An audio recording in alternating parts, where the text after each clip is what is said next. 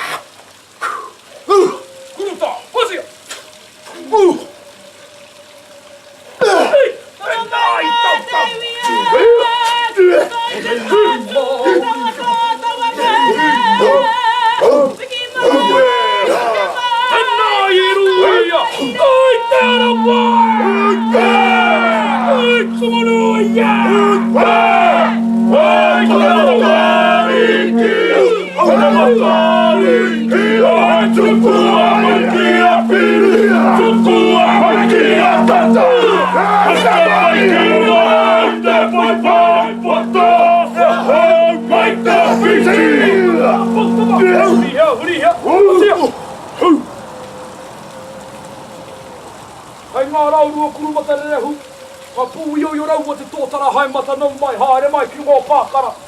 Tū te whare mai rea hau, wau te rangatira o tēnei. Ladies and gentlemen, kia ora. Kia ora. What a welcome here upon our sacred lands of Pākaraka, before our lofty mountain of Tumunui, to our humble home, Tawanga Herepa. My name is Tū Te Whare Maere, Chief of the Ngātama people. Ladies and gentlemen, welcome to our home. Now to complete all formalities, myself and your chief will undergo the ultimate greeting of our people we call the hungi. Simply the shaking of the right hand, the pressing of noses twice, and the exchanging of the words kawa. Chief, your name and where you come from. Forward, sir.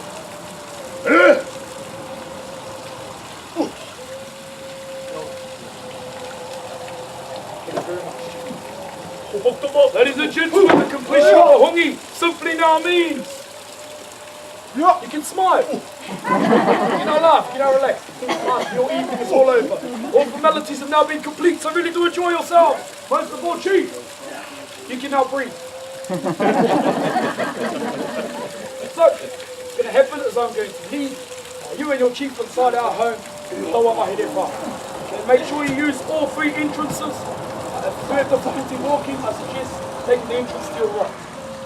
But take lots of photos, lots of video footage, do ask a lot of questions. When we do get inside, you may be split into smaller groups to help visually. Other than that, enjoy your evening through our world, the world of the Māori. Kia ora! Kia ora!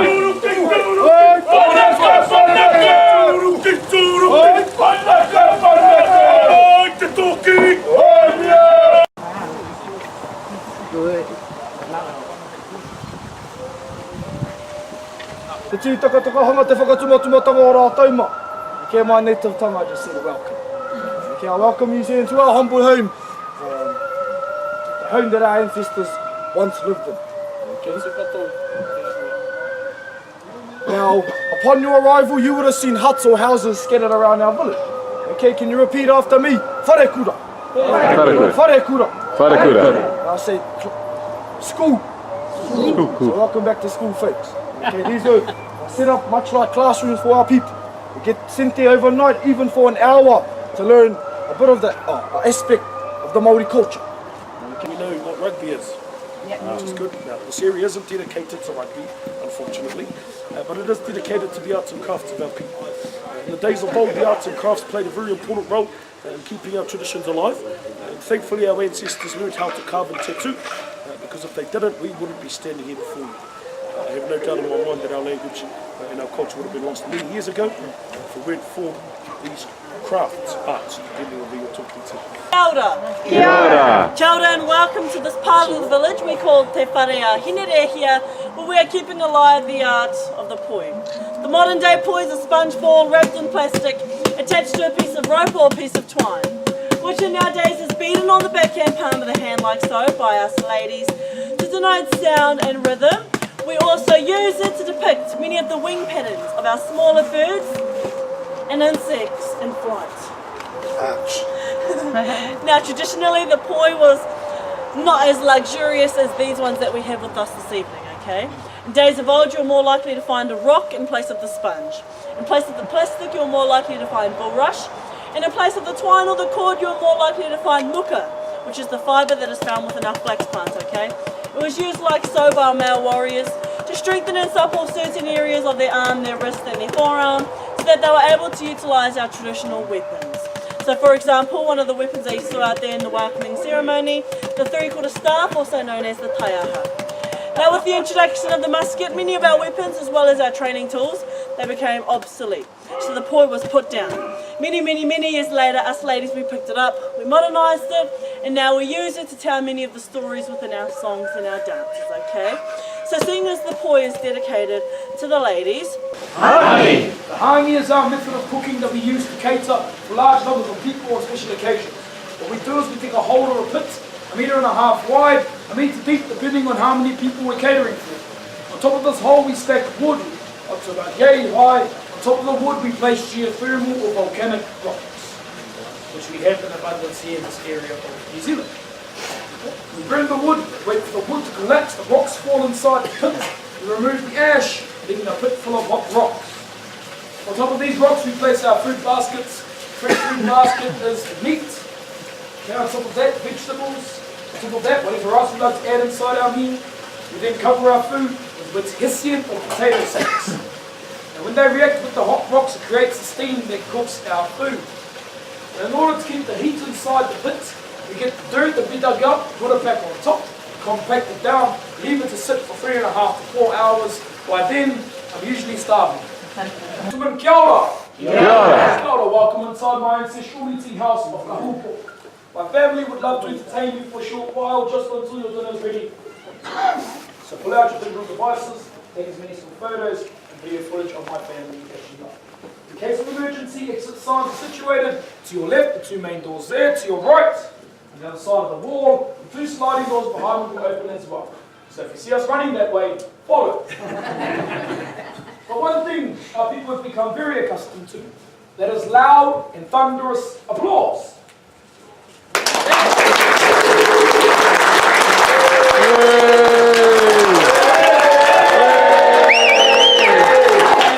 Alright, so if you please cry, those applause are for each item, don't be shy.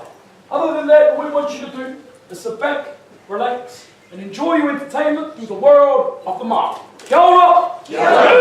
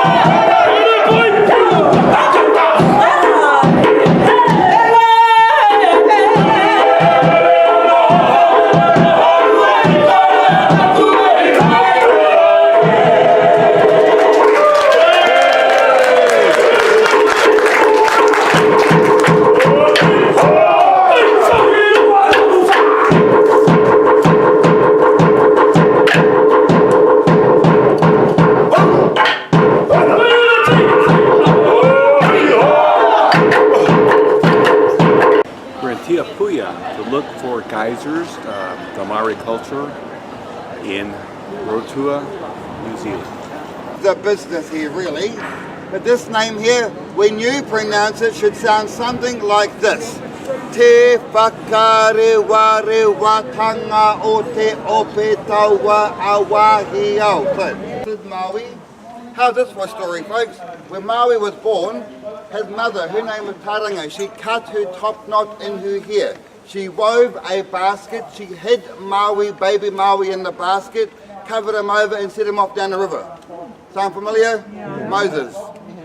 Imagine our surprise when these early missionaries got here and began to read our stories from their book called the Bible. We were shocked.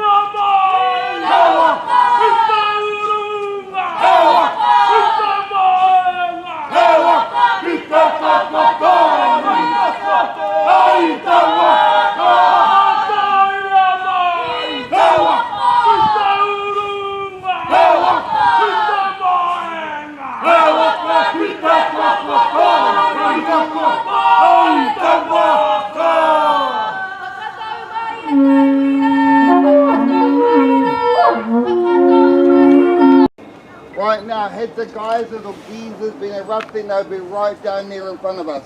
Our hot water coming out of the ground with the steamers. Right now, they're not erupting. So what I'm going to do is there's no point us going down there now. I want to take you back down there later when we actually see something happening.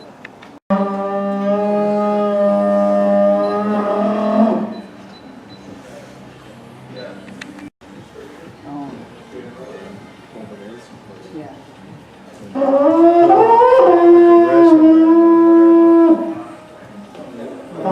the mold apart.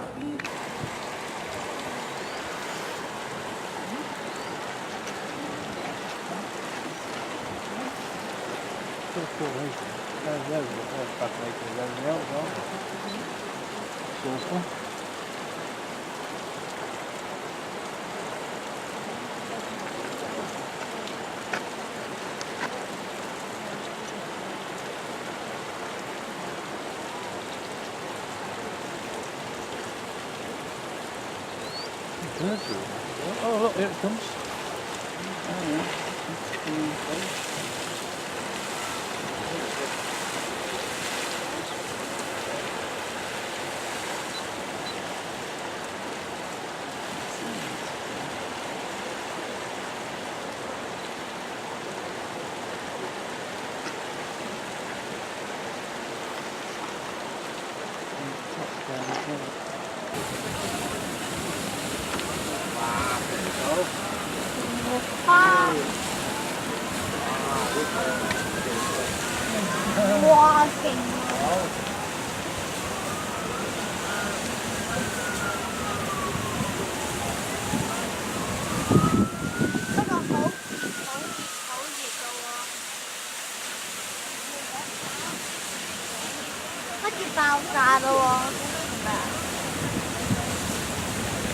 Here's the Franz Joseph Glacier.